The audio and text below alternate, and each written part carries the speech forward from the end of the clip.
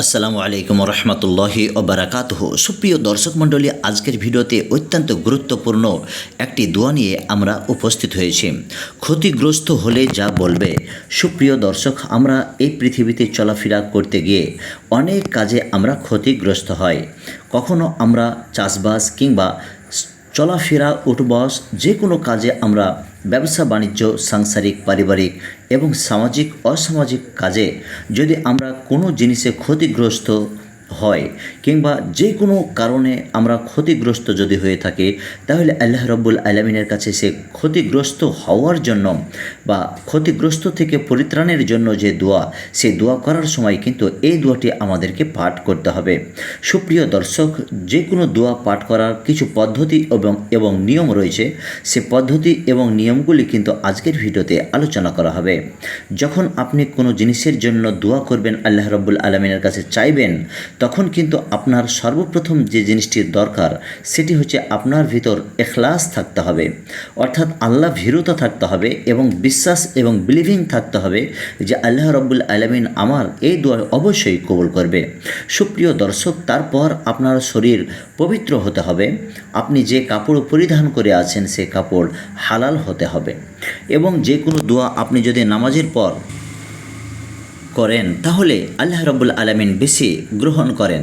5 ওয়াক্ত নামাজের পর যদি আপনি এই দোয়াগুলি করেন তাহলে কিন্তু আপনার দোয়া অবশ্যই কবুল হবে। সুপ্রিয় দর্শক মণ্ডলী, অনেক মানুষ রয়েছে 5 ওয়াক্ত হয়তো নামাজ পড়ে, নামাজি ব্যক্তি, কিন্তু তার সত্ত্বেও যদি কোনো ক্ষতিগ্রস্ত হয়ে যায় বা সে ক্ষতিগ্রস্তের মধ্যে যদি পড়ে যায়, তাহলে নামাজের পর তাকে এই দোয়া অবশ্যই করতে হবে। তাহলে আল্লাহ রাব্বুল আলামিন পরিত্রাণ দেবেন।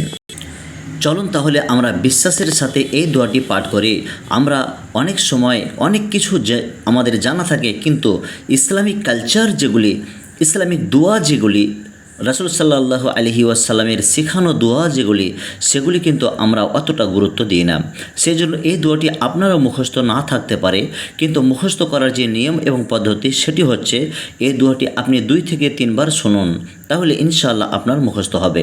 কিংবা এই দোয়াটি আপনি আমাদের সাথে উচ্চারণ করুন, তাহলে মুখস্থ হবে। আপনার মুখস্থ করার যদি ইচ্ছা থাকে তাহলে এই ভিডিওটি ডাউনলোড করুন কিংবা এই পেজটি স্ক্রিনশট করে রাখলে অবশ্যই আপনার মুখস্থ একটি সময় আসবে হবে। তো চলুন আমরা দোয়াটি পাঠ করি। কাদারাল্লাহু ওয়া মা শাআ ফাআলা, কাদারাল্লাহু ওয়া মা শাআ ফাআলা, কাদারাল্লাহু ওয়া মা শাআ ফাআলা। এটি হচ্ছে আরবি দোয়া। বাংলায় উচ্চারণ দেওয়া রয়েছে।